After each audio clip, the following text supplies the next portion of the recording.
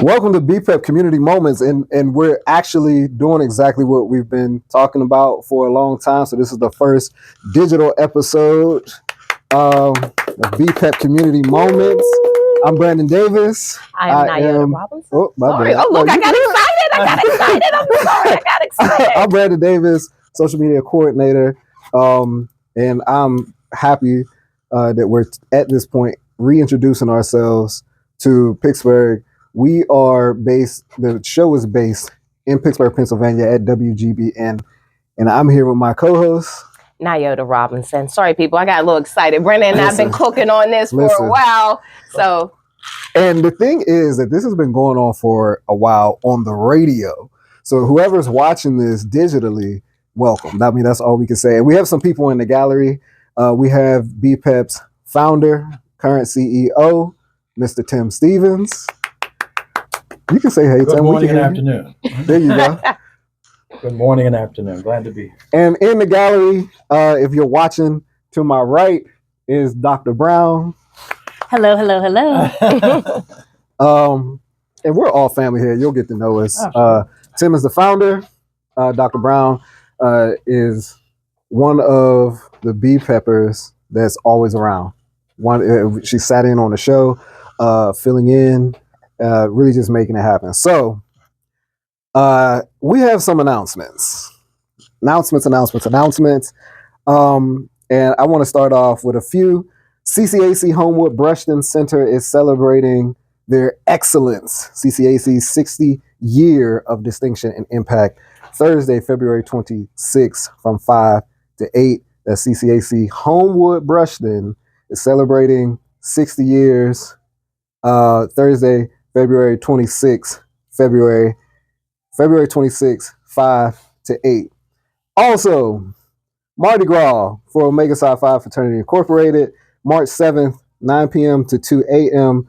At the August Wilson Center here in Pittsburgh. And the University of Pittsburgh's MPAC presents the Steel City Step Show, February 21st at Soldiers and Sailors. And the 30th annual Ron H. Brown Leadership Awards Gala from the Urban League Greater Pittsburgh is March 20th at the West End here in Pittsburgh. And Nyota, I'll leave this one to you. Ice Out. Yes. We are in co-sponsorship with Indivisible Pittsburgh, a lot of great other co-organizations, One Hood, Power, Casa San Jose. Of course, we will be over on the Three Rivers Heritage Trail tomorrow, Sunday, protesting ICE. We're asking ICE to get out of Pittsburgh. A lot of people don't know. If you do know, there is an ICE center on the south side right next to the Get and Go. On the other side, we have, which is Homeland Security, the FBI building. But we will be congregating around 2 p.m. for a peaceful rally talking about the atrocities that have happened in Minnesota. We'll get to that later on in the show. But we have some really strong supporters: Pittsburgh Women for Democracy, Indivisible Pittsburgh Black Neighborhoods United. So, East Liberty Presbyterian Church, WILF, Indivisible Regent Square. So I encourage you to go on to Mobilize link. You can find us clicking on Facebook, looking for Indivisible Pittsburgh or Indivisible nationally to talk about that. But yeah, we will be there 2 p.m. on Sunday asking Pittsburgh Says ICE out. So Did you mention the time? Right? Yes, 2 p.m. Three Rivers, Heritage Trail, Hot Metal Street Bridge. So for those of us who are Pittsburghers, I know we like landmarks and monuments because we don't know nothing about no addresses. Sometimes we talk about landmarks it used to be. That part. That's why Google has such a problem here. You ever get, don't sidetrack me. Go past the station it used to be like 5 years ago. And make a left at your grandma's house, the one with the crooked mailbox. That's right. But it is a little parklet that is behind the building. I'm telling the truth. It's the parklet behind the buildings that I just mentioned. You'll hear us chanting. It will be a peaceful protest. We or singing songs that want to bring the community together. I mean, I don't want to take too much time right now drilling down on that. Well, this hour goes fast. Yeah, the hour goes fast. The hour goes Right. fast. But the whole, luckily we got 2 hours now. But right, but this is for tomorrow. And well, since we're here, I'll just say it. What happened, to Jesus, the lady in, Renee Good in Minnesota, recent just arrest and deportation of so many Americans. Shot 5 times? Yeah, shot 5 times in her head while she was in her SUV with her wife and her children and her dog. And so we in Pittsburgh want to let our neighbors in Minnesota know that community does stretch across the nation, and that honestly, as Black and brown people living here in Pittsburgh, we should be concerned about what's happening to our neighbors. And, we're making jest because we have so much to talk about. So we have to lighten very heavy topics such as this. But we just want to lift up that we do have real action going on here in your city and across the state. So you can check us out on Mobilize. I encourage you to look us up online. Any of the groups I've mentioned, join. Even if you're not a person that likes to come out and protest and rally, you could send financial support. You could make food. You could do anything to help your community members. Because as I say, if they're coming for me, they're going to come for my neighbor next. And maybe they came for my neighbor first. How about that? And say that a lot of this information will be shared on BPEP social media page. Right. And for those who don't know, BPEP is the Black Political Empowerment Project. You can find us on Instagram at BPEP. That's BPEP, BPEP.PGH. And a lot of the information that we'll be sharing will be up there and on Facebook at the Black Political Empowerment Project. So if there's something that you're interested in, please keep in contact with us. And that leads me to talk more about the show. We really want this to be a platform. I was having an interesting conversation at our past CEIR conference, which is the Corporate Equity Roundtable. And there is a need for community-based platforms to take up space in the media world. There is a need for that to happen, and we're going to do our best to do that. Community Moments is just that, things that happen in the community. BPEP is a nonpartisan organization, but we will be talking about everything that happens in our community, whether that is here in Pittsburgh or outside of our Steel City lines. We will be talking about everything that happens in the community and culture. And we want to hear from you. If you disagree, we have a comment section now. Uh-oh. So please use that. Brandon didn't tell me that part, people. Oh, yeah. There's a comment section on YouTube. And it just, but please engage with us. We're calling you in. We want to have these conversations. We are not a news outlet like you would see on TV or any other of these podcasts. And we could go down a long list of that. We are the community here. We are the community being brought to you via the airways on WGBN and through this video. So, where do we start? Well, I don't know. What?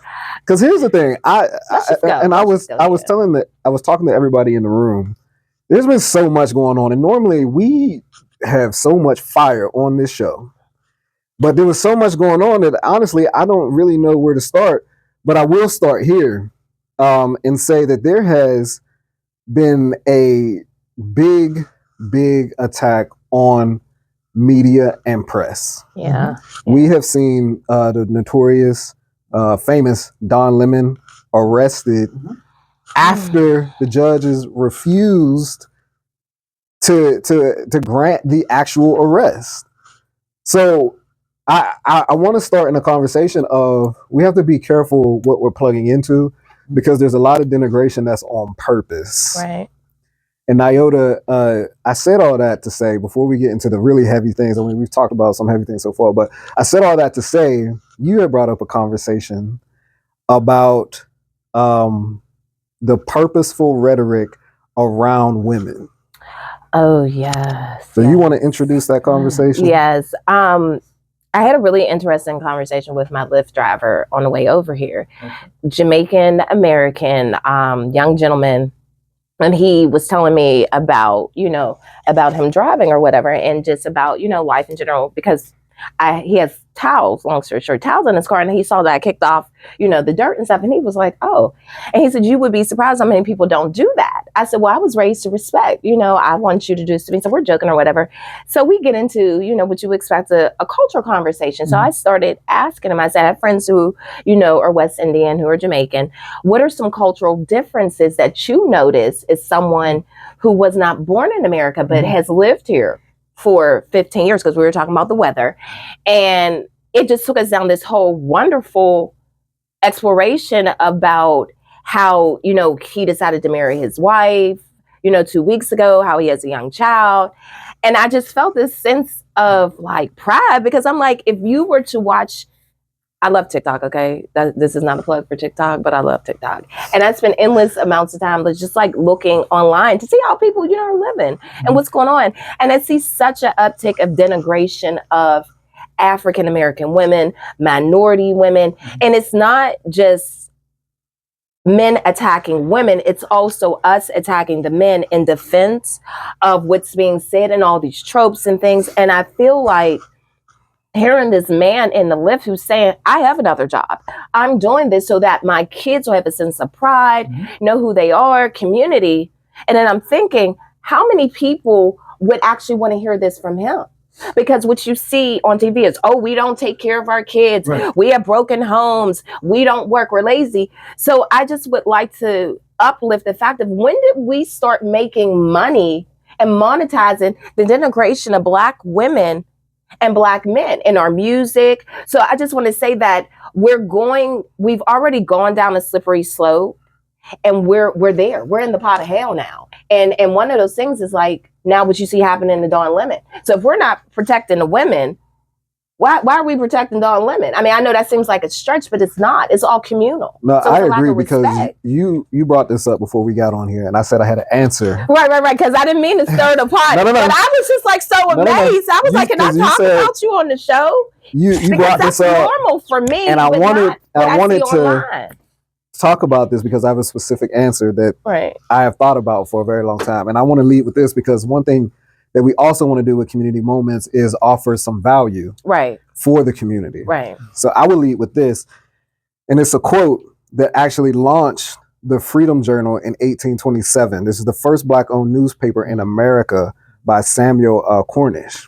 And this quote has always stuck with me. And this also leads me to emphasize why media is so important. Right. The quote says, "We wish to plead our own cause. Too long have others spoke for us." That's what's happening. And I think that's what's happening. There is rhetoric to divide and separate. I believe that, because what happens is, if there's a yin and yang in a life, if there's a 50-50, there's good and bad, positive and negative. If there's an opposite, if you pay more attention to the negative, then you're going to be negative, more negatively oriented.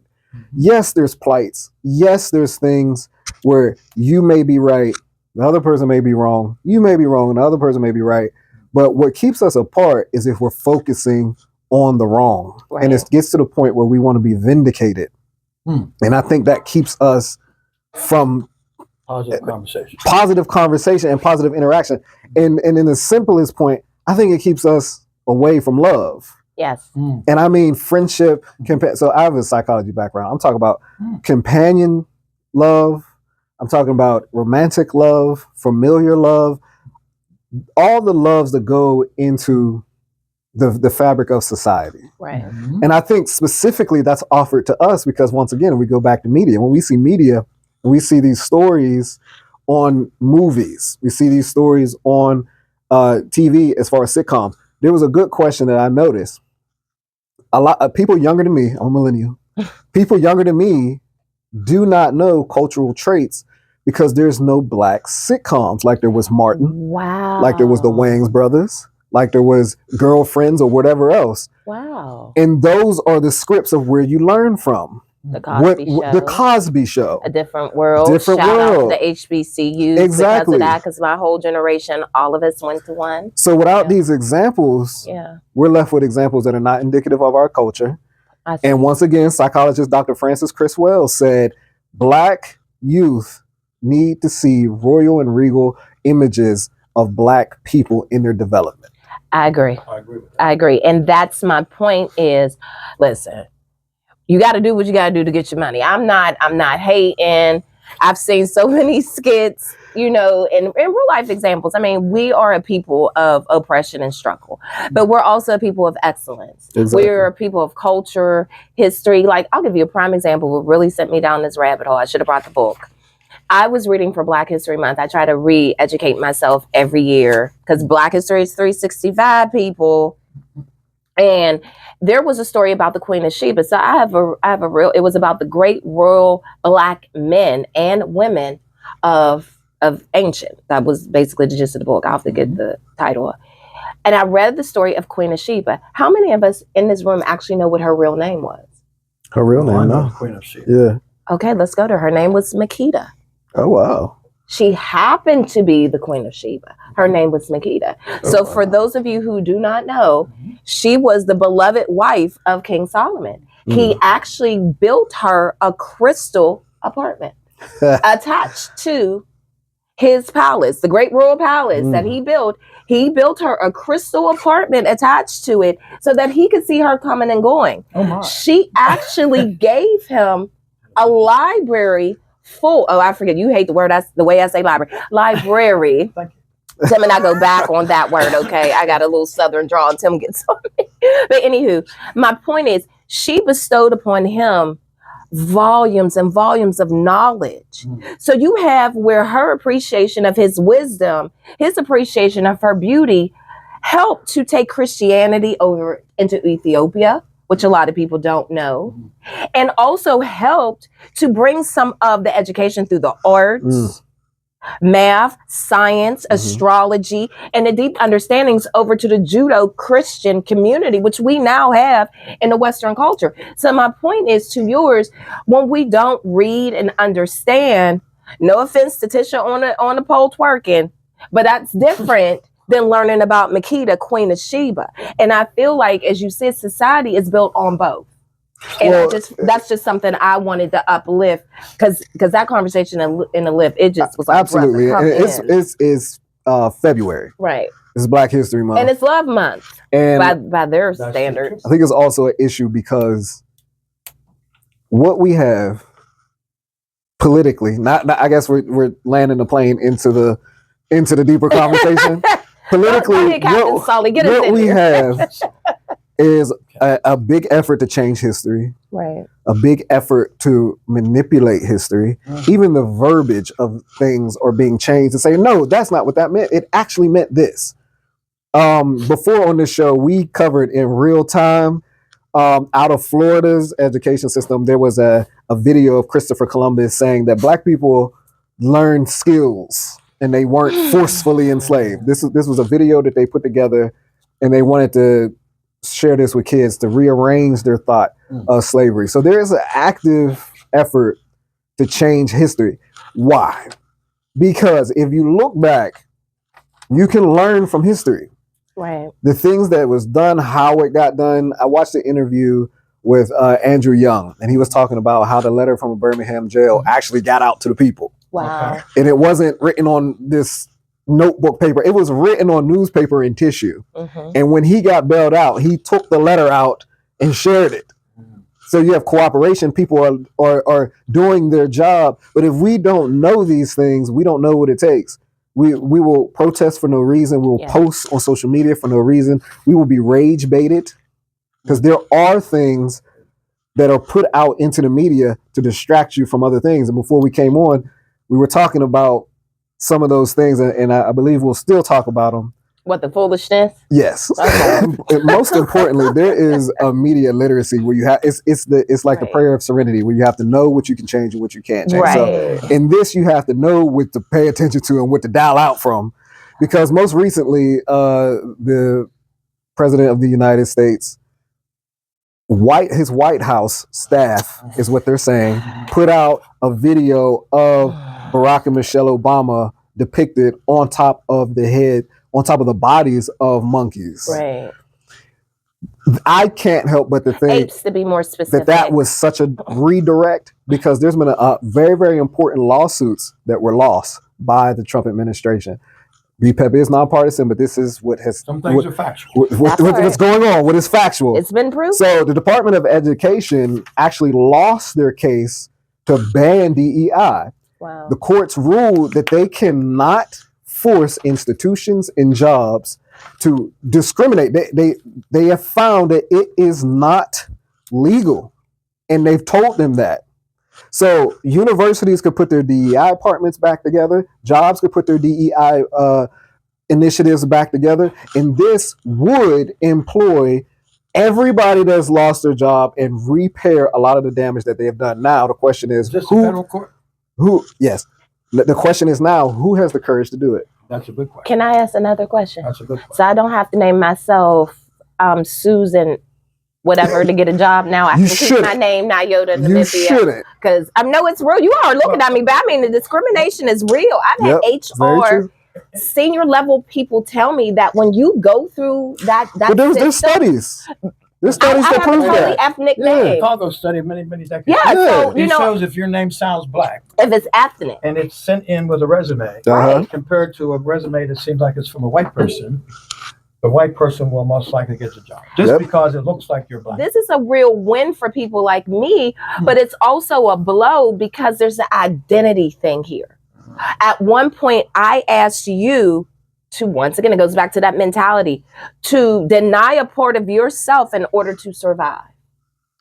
So Mhm.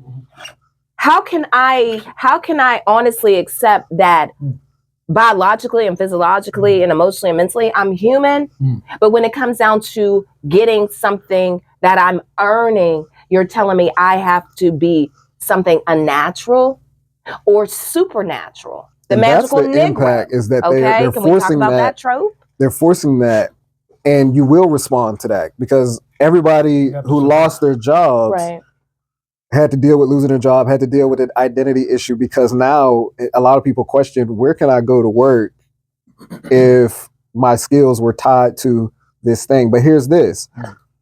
That I feel like some people won't even get to this part of the conversation, Right. because if we're talking about media literacy, some people are still going to be, and rightfully so, outraged at the former first family being depicted as apes. That's outrageous. Right. It is. So That that's was the distraction. It's outrageous. and that was deplorable. I mean, how could anyone? And you said this before we got on. I wish we could have taped our before conversation, because we were like, it was like gumbo. Yeah. It was like it was. But excuse me. But the whole thing of the matter is, how can we talk about that we're not a racist country, that we are built on equality, when the first dig against a family whose educational record is stellar? Harvard They went to your graduates. schools, Harvard graduates. and there's still not enough. That's what I'm saying about the magical Negro trope, or the dehumanization of ourselves. When did we say that it's okay? So when I heard Karen leave it, she basically said, get over it. Can we talk Oh, my about something God. that the American people really want to talk about? Well, you want to know what I want to talk about? The fact Hold on, that because keep talking, evolution but I has have to explain. proven He has to explode. Yeah. No, he can. Evolution has Yeah. proven we did not come Yeah. from apes. This president has no level below which he cannot go. So this is what I have to explode about. His diploma. Hold on, this is what I have to explode Don't about. Brandon go, because I'm on a Because it's Black History Month, go. You got it. and You got it. Carter G. Woodson said that we have to have a record Tell people who of. So Carter G. Woodson, I can explode about that too. Carter G. Woodson Go. is the founder of Black History Month, which started out as Negro History Week, Right. and he progressed it into Black History Month because he said that we have to have a record of who we are, because it encourages us, it empowers us just to know what we've done, what we have accomplished, so on and so forth. Even right down to these phones, Right. a Black man invented the cell phone. And so what does that do for the young tech entrepreneur out there? To know that somebody like them came from their background or their similar American experience has created such a monumental device. Now, here's what I have to explode about. Okay. There are people on media now who are actively against all of this. And I have to say, All of what? all of us learning our history and indulging in our culture. Absolutely. And it's getting very, very blatant because Megyn Kelly Oh, sat there and said, get over your obsession with your melanin. oh, did she? But here's this. Oh, that's a good Why point. That's are a good you point. so touched and bothered by us expressing ourselves? Because I say all the time, There you culture go. is an expression of life. Why can't we find ourselves attractive? Why can't we find ourselves being beautiful? Because I believe it was Malcolm El Haj Malik El Shabazz that said, "Who taught you to hate yourself? Come on now. Come on now. Who, Say that, who could you taught say you? that again? Who taught you to hate yourself?" Thank you. Thank you. And it was Martin Luther King that said, you. "I'm black. I'm beautiful. I'm proud to be black." Amen. Come on now. Because it's almost like there's once again going back to media. It's almost like they are in support or attempting to propagate a narrative in media to keep you from being fully whole. Yes. Because there are kids that are sitting down and they're watching TV, they're engaging in TikTok, they're engaging in social media, and they are not learning what's indicative of their culture. And I know some people's going to say black people are not a monolith. No, but our experience is very, very similar in this country. Well, there's truth to that. So and there's a billion news stories, and one that comes to mind is once upon a time there were kids and they were fighting at the mall, and the black kid was in the fight with the white kids, and the security came and jumped on the black kid when he was the one being attacked. Wow. My goodness. And I'm not even giving That's my the image of black people. Right. They're the ones. that's that are the attacked. rhetoric in the media. I'm not even giving my opinion on that one situation, but what I'm saying is Isn't that something? there is a rhetoric that comes with the image. Right. No question. Right. And actions follow the rhetoric. And Right. actions follow the rhetoric. Right. Exactly. So when the public national news gets on and they describe black people speaking out and using their voice as thugs, but then they depict individuals who are literally committing treason by interrupting a government process at the nation's capital, which is on the books as treason, Yeah. when they call them protesters, Right. but when you're exercising your voice in a nonviolent way, they call you thugs. That is rhetoric. Well, here's another one. Listen, Okay. y'all get me because I'm not here. You have a president of the United States of America Right. and his party who frequently, BPEP is nonpartisan, but some things are factual, Right. who constantly talk about the Second Amendment. Mm. The young man, the emergency nurse, who was shot and killed. Yes. That's Mr. Pretty, yeah. Shot, I think, 10 times, Jesus. maybe hit X number of times. But he was assisting a woman. Yes. He had a gun. He had a permit for the gun. He did not pull the gun. But one of the officers shouted gun. Two of the officers shot. This man is dead. Did not pull a gun. He was actually helping, for one point, helping direct traffic. Now, I say this to say, this president, this administration talks about the Second Amendment.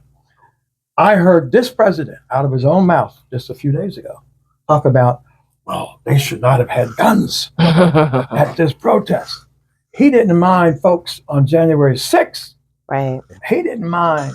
And these officers died then. people. You know what I'm Yes, saying? yes. He didn't Capitol mind these officers people. were assaulted So, and killed. the hypocrisy is not only voluminous in terms of words, but the volume itself in terms of the intensity is frightening. Now, I want to share something.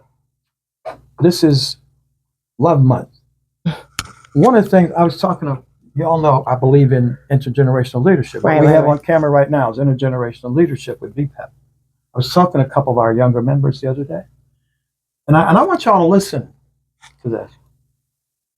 Often, we talk about black folks not being able to get along. Do we not? Right.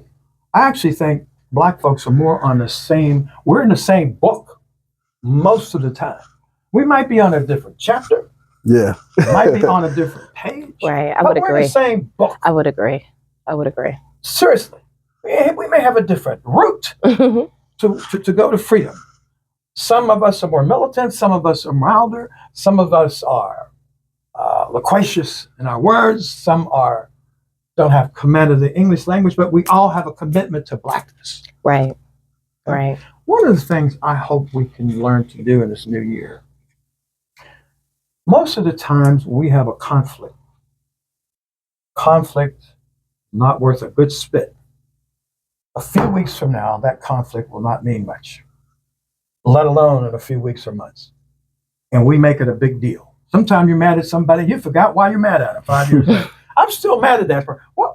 I was mad at him. I don't remember why, but I'm mad at him. We have to, as black people, with the assaults on black people in this country, gay people, brown people, right?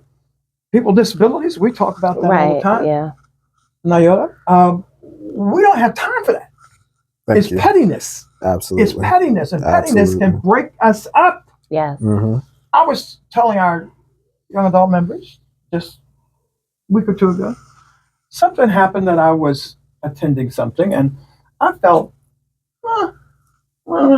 that could have been handled differently. I never said anything. I thought it was an oversight. I never said anything to the person in charge. I never said anything to a BPEPer. I never said anything to anybody until the other day. I said it because it was a learning opportunity. Person in charge and I have worked harmlessly together since. Now, if I had made a big deal of it, maybe that wouldn't have happened because it wasn't that big a deal. Right. And a few weeks later, it was a smaller deal. And often we hold on to stuff that is hurtful.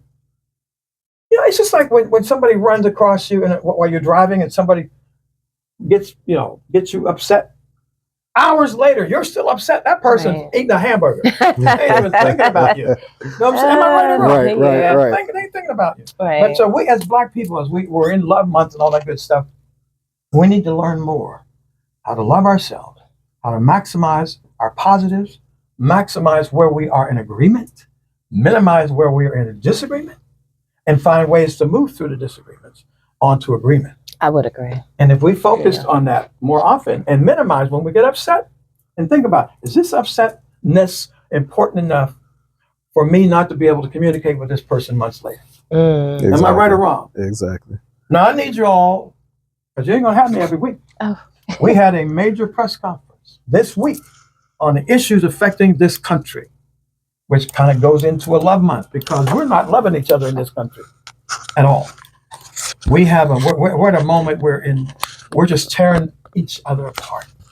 Right. Now, some of you know, thank you very much. Some of you know that one of our BPEPers, Will Anderson, had an incident at his business where the N-word was painted on the side of his building. He was also robbed weeks before. But at our press conference, we were there to support him, but we also went into most of the press conference on the issue of hate in America and hate in Pittsburgh. And what we said was, on January 23rd, Will Anderson received an unexpected New Year's gift with graffiti painted on the side of his building, including the use of the N-word. Will Anderson has been a business person for 33 years, and this never happened before. And what I said at the press conference, one may ask, what is different? What is different? What has changed? Not that this city and this nation have not at times been mired in negative racial acts and moments, but I will tell you what has changed. Nayota Robinson.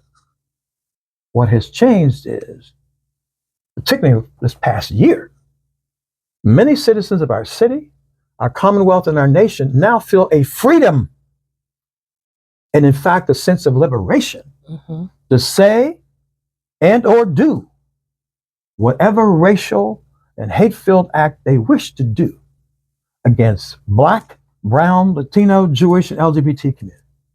They feel emboldened. They feel emboldened. They feel emboldened. Okay? The pictures that we continue to see on television, night after night, of so-called Americans treating their fellow Americans and treating people who have come to the United States of America to seek asylum from the outrages in their homeland and to find a new life, in too many instances lately, find similar acts of hatred and violence aimed at them in this country. In this past year, our nation has been torn apart by those who seek to separate us by race, by ethnicity, by religion, by sexual orientation, and by class. It's almost impossible to watch national television but for so long because one has to switch to a much lighter form of entertainment. It's sickening. What many of us are facing is an America that much too often reflects the ills of the 50s and early 60s, maybe even into the 40s. Wow. Many of us, including yours truly, had the nerve to believe in recent years and decades were at least beginning to be addressed. The ills were beginning to be addressed. What I've been seeing far too often on my television screen is not the United States of America that I was taught we were seeking to be as a nation. As a young black student at Robert Lee Vann Elementary School and Heron Hill Junior High School in the Hill District, I did not expect to see a time when U.S. citizens and those attempting to become citizens are shot and killed, pulled out of their automobiles by those supposedly protecting this nation from seriously exaggerated threats. We as a nation are backtracking. We are backtracking on what was to be a land of opportunity, a land of equality, where race, gender, creed, and religion would only be terms that help describe who we are as individuals, but not descriptions that would indeed severely limit our abilities and opportunities to succeed. You get that? Mm-hmm. We are certainly not the nation that Reverend Dr. Martin Luther King described as a nation of individuals who would be judged by the content of their character. Unfortunately, we are far from that wonderful picture of America. Indeed, the pictures we are seeing and experiencing are nightmares on a daily and nightly basis. We cannot accept this picture of America. We must cry out. We must act. We must regain our power. Yeah. And regardless of our political orientation, folks, we must vote in each and every election. We must vote our interests. We must absolutely remember that the midterms are coming. Well, now, what say there is a midterm clock. Yes, go for it. BPEP, which is BPEP.pgh.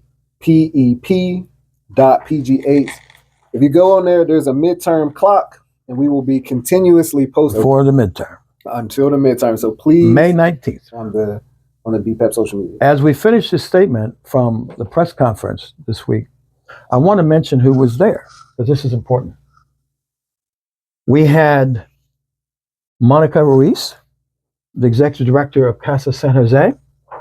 We had Monica Fogel of the National Council of Jewish Women in CJW, who we work with on Allegheny Youth Vote.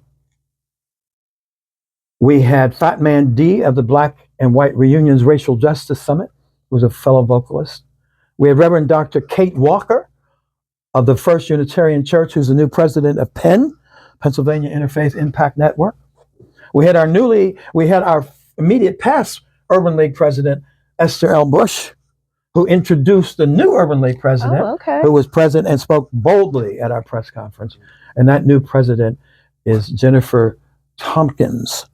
So we had, and then our own Roy Blankenship Jr., our community organizer, pulled out the Constitution and read from the preamble, because it seems like folks in power today have no idea what's in it.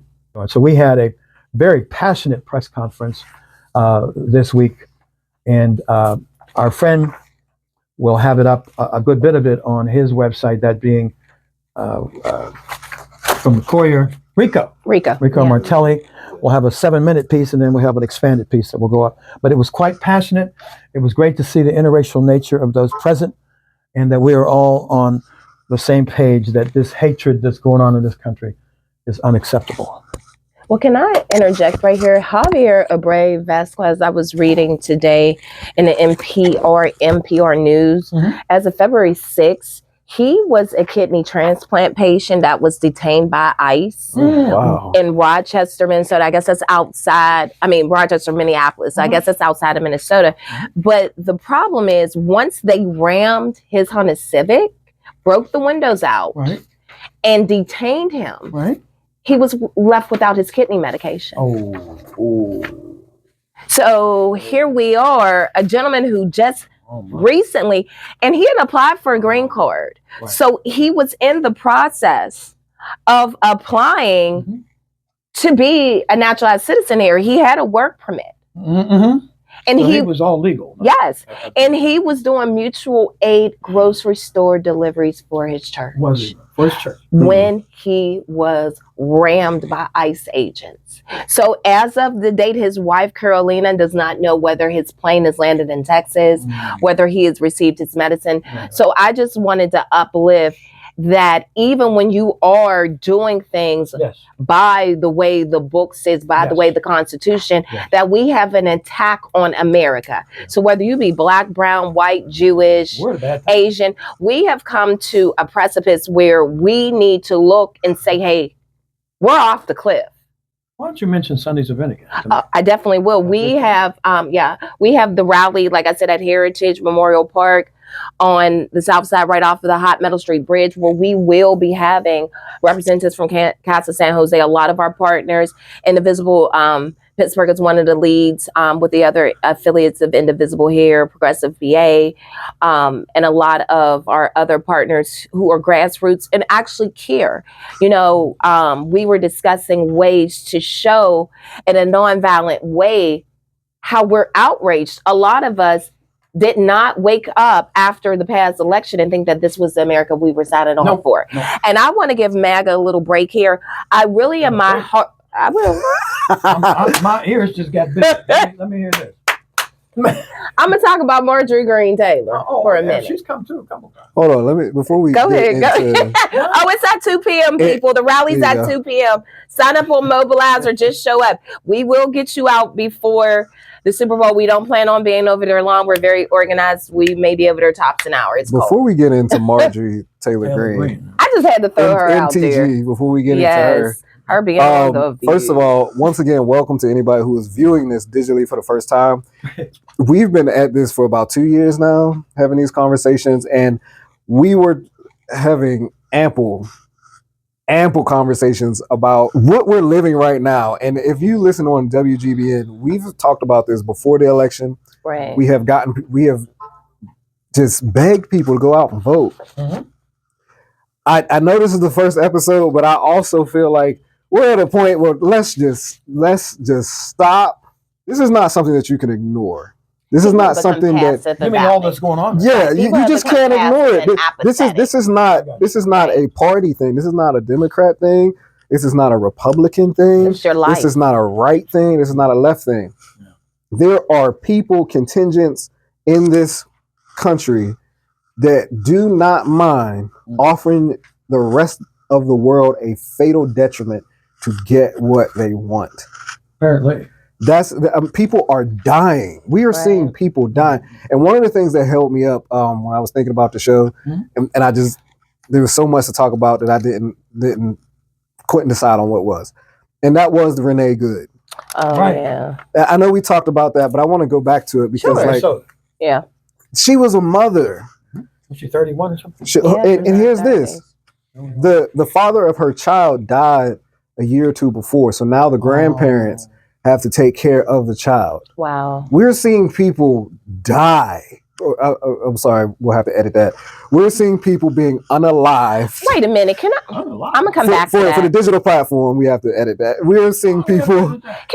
We'll get flagged on that. Can I ask a question? As a person, and I am so sorry. Yeah, I'm so sorry that I got to interject. I'm like Tim, because this is where my rod of insurrection like Moses got standing. When did we and Doc, come on over here? Don't look at me because your background's in linguistics. No, that's the problem. Media is uneducating us. You go to the morgue and say, "Can I see the unalive people?" They're going to ask you, "What is your problem?" But I don't want to hold up before we get the explanation. Before we get the explanation, I don't want to bury the point. Okay, I'm sorry. Here's the thing. See, okay, I'm gonna shut up. See how we can't we need to come on twice. Go ahead. This is serious. Yes, we know about racism. Yes, we know about classism. Yes, we know about all the isms. Let me tell you something. If you don't get anything else from this, the people, white people, black people, Latin people, Asian people are being unalived by the U.S. government. Let's just not forget. It's a bad time. Yeah. Let's not forget that when people look back at Nazi Germany, understand that they studied the United States. Mm. When they were designing apartheid in South Africa, they studied the United States. Who studied? South Africa. Okay. When they were designing They studied the apartheid. United States. Okay. Once again, even in the Caribbean and the Dominican Republic, the dictator Rafael Leonidas Trujillo studied the United States, and the U.S. occupied the Dominican Republic twice. So there's a cultural thing that everybody jumps on Dominicans for not identifying as black. Oh, this gentleman was a Dominican Republic. But so here's, do you know the comedian Godfrey? Yes, Godfrey has the yes. joke about Dominicans. They say, "I know black." I know black. That's the joke. I wonder why. Right. Because the country was occupied twice by the United States and a dictator, Rafael Leonidas Trujillo. You said that well.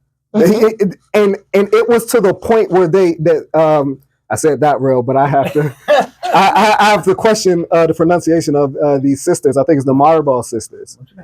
They had to poison the man to get rid of him. My goodness. There are Dominican elders in New York and around the world now who they react to the name Trujillo like it is the boogeyman. Oh, really? And that is where we are heading now. It's not hyperbole. You can think what you want. You can not be moved. You can not buy in. You can not want to react. You could call us sensitive or whatever. People are dying. A child lost their mother on these phones. Listen, people reacting. Did you hear this yesterday? What? That the Vice President of the United States was booed. Yeah. And his wife. At the Olympics. At the Olympics. They should have been. Now, that does not They happen. should have been. They should That's have how been. far we've come in the wrong direction in this country. I know we're almost out of time. But hold on. For educational purposes thing I about want- media, I want Dr. Brown to come in here and, Yes, and please. explain Why we the cannot, verbiage. yeah, because as a person who has studied the English language, and I'll play with it all day, So we I got a couple refuse of minutes. to say that, Come so on I now. might just have to be Jump in it. Come on, Doctor. So when we're talking about like saying like the real word versus the word that will make it through the algorithms, because that's what the problem is. They're already blocking our media just from what we look like. And by using these types of words that are seen as inflammatory, and especially platforms like TikTok that has become occupied, things are getting pushed even lower and lower. So that's why Are you it's saying we can't say the word dead? there's a lot of Someone has words that we been- can't someone has actively been say. killed? Yes, There's a lot of it will not get pushed. It will Wait, get wait, flagged for I have a community. very Get good flagged for it. thesaurus. Wait, I'll I'm be sorry. back next week with my thesaurus. Thank you, If someone Doc. is You're shot welcome. 5 times Tim, and they no longer the alive. intergenerational people got it. We got thesauruses and we got the resident expert over there. Now, Thank you, Doc. Listen, I want to share this real quick. I want black folks in this, listen to this broadcast, Father. viewing and listening. I want us to remember this as we end this new year. We need to go back to the original statement of BPEP 40 years ago. If you're black, you're registered. If you're black, you vote in each and every election. I want black folks, regardless of how light we are, how dark we are, how educated we are, how uneducated we are, if we have big money, if we have no money, we define ourselves as a voting people. Mhm. And quit all this artificial separations, because if we can come together as a black folks and literally show up in each and every election, do you realize even white racists would say, what can we do for the black people? And we need to force that. We are in control of that. And we need to quit coming up with reasons of why we should not vote. We must come up with more reasons of why we must. I would agree. So with 5 minutes left, we're going to leave off on a word of encouragement. Come on. My word of encouragement is, if it wasn't important, the denigration wouldn't happen. If it wasn't important, the denigration wouldn't happen. If it wasn't important, you wouldn't have bots in your comments pushing negative rhetoric about our culture and community. If it wasn't important, then they would not be censoring through algorithms and policy change. They would not be doing that. They wouldn't be out to buy TikTok. Because elsewhere they would just let you learn about what's going on in Gaza unapologetically. And here's this. We are the culture. We are the curators. We make things happen. Don't ever sit there and mistake yourself. We decide what's important. We decide where it goes. And they wouldn't be trying to nationalize your vote if it wasn't important. Always remember that. You're right about Nyota? that. I just have a quote by one of my absolute famous, love her authors, Alice Walker. No person is your friend who demands your silence or denies your right to grow. Say that again. No person is your friend who demands your silence or denies your right to grow. Alice Walker, great writer. Listen, the first digital episode of BPEP Community Moments. We will be back next week for the first time, the first ever second episode of this new era that we're going in. And thank you to the CEO and founder, Tim Stevens, for joining us. Glad I was here. Yes. And the gallery. Thank you all for hosting and Absolutely. for being part of our Tim, we love intergenerational you. leadership We team. love you. And we're excited. And the changes you're going to make with what we're doing with this. Absolutely. program. And thanks, Dr. Brown, the AI and digital media expert, support Lexical Multimedia. She's in the gallery. Thank you. We'll be back next week.